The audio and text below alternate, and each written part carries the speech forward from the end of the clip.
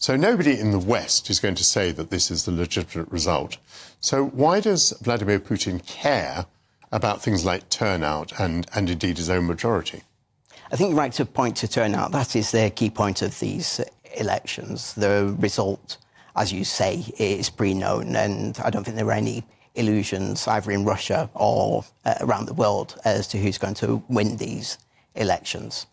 The point of these, to my mind, is turnout as a demonstration of legitimacy, as a symbolism of coercion, and also, in a way, as an act of repression. And I think it's important to understand the way that the repressive regime in Russia works. That there is a holistic system here that relies not just on physical threats, not just on torture and murder and the elimination of potential oppositions, but it relies also on the repression of information. And the way that that messaging works is to intimidate people, to intimidate voters. And I think the fact of turnout here is a clear message of repression and fear to the Russian people. The fact that Putin will be mobilized and supported by a huge number of people. And the greater the turnout, I think the more that places pressure and fear on potential oppositions, eliminates them, and also undermines the potential threat that they could have politically to him going forward. So you think the audience for this is internal? It's not meant to impress other countries? I think it is internal. That is the key point, yes, as well.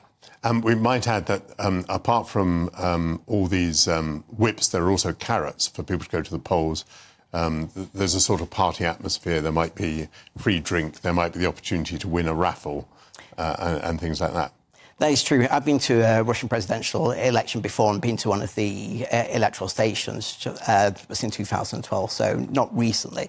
Just to, at the time, to find out for myself how it worked and to find out the atmosphere and processes there. The atmosphere, I think, in 2012 was a lot different, but there was a party atmosphere. It was very welcoming. People were greeted with balloons, music, posters, very friendly electoral staff who are also very bemused to see me walking around and having a look.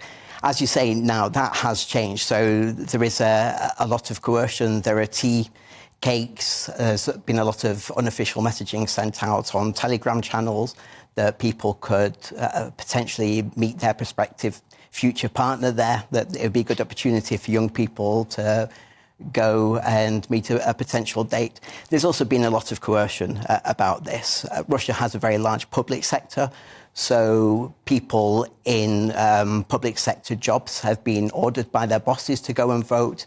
There are stories over the past couple of days of people being bussed from their work to electoral stations, in some cases being taken there too early, so left outside electoral stations, waiting for them to open.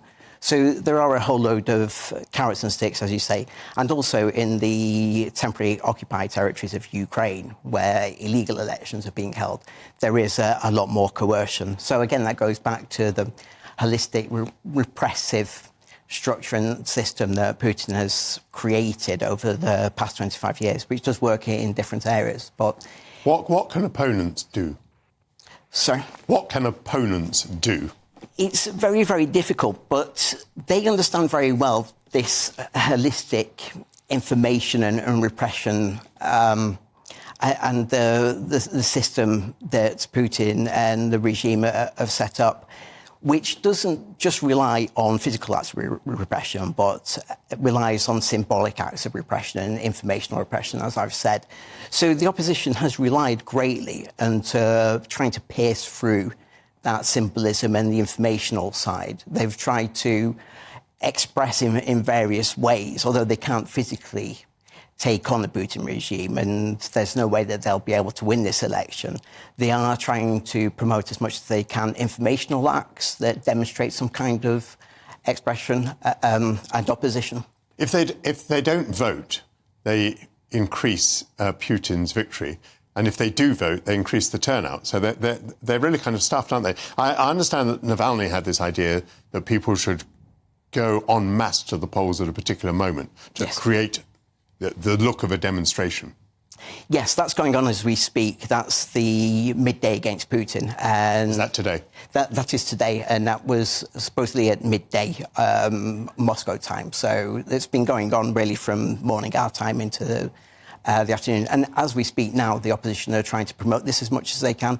There is a kind of cat and mouse game going on at this moment on Telegram, with opposition figures trying to promote this midday against Putin. The idea behind that is that everyone should just turn up at 12 o'clock, because there is no other way that they can express their opposition. But if they go at 12 o'clock, then that is a way symbolically that they can try and pierce through this information structure.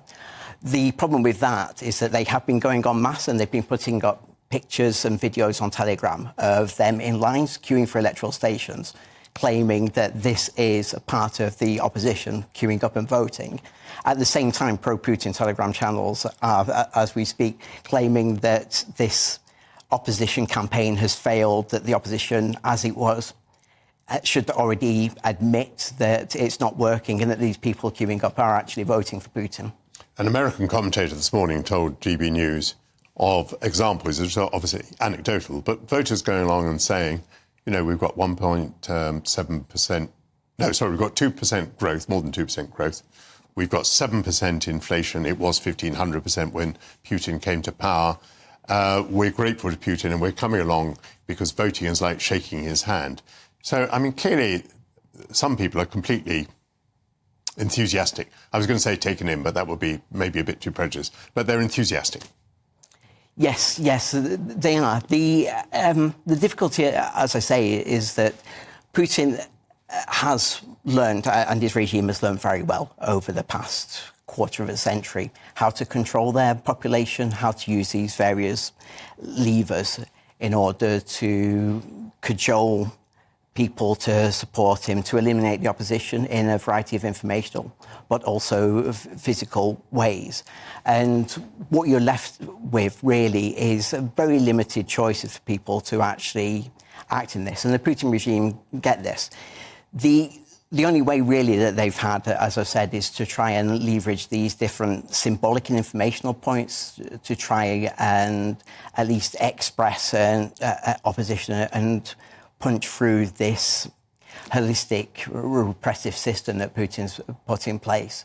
There are other indicators about the economy, as you say, that do seem to work in Putin's favour. I think there are questions, really, after this election comes and Putin 5.0 appears, as to how those are leveraged and how he's able to maintain this support, and also how he's going to further manipulate the information space, but also use more physical ways to suppress the people. An extraordinary thought touching at the end there, which is that one way or another, it's a fifth term. Thank you very much to Adam Ure.